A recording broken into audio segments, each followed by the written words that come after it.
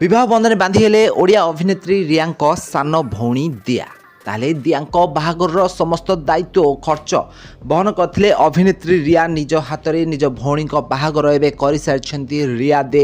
तो आपण मैंने जानते गत दिन मानक रिया और सुनील को बाहागर होता दुहे परस्पर को भल पाई विवाह बंधन बांधी होते बाहागर को एवं प्राय 2 वर्ष समय हो गलानी रियांकर।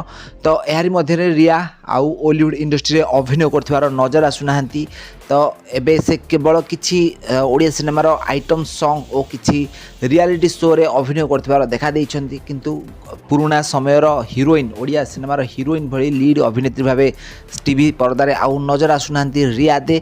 तो यार मध्य रिया तांको सान भौणी दियांको बाहागर करैछंती। तो तांको सान भौणी जहाँ को विवाह करछंती से होचंती जने इंजीनियर सॉफ्टवेयर इंजीनियर अटंती।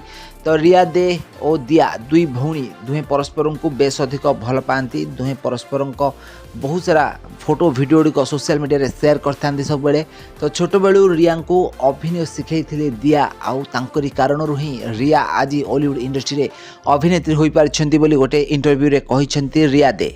ताले एबे रिया सान भौणी विवाह बंधन बांधी होइछंती धूमधाम रे दियांक बाहागर होइतिला ओलीवुड इंडस्ट्री रो सेलिब्रिटी माने भी मध्य एही बाहागर रे जोग देइतिले आ समस्ते बहुत एंजॉय करथिले एही बाहागर को।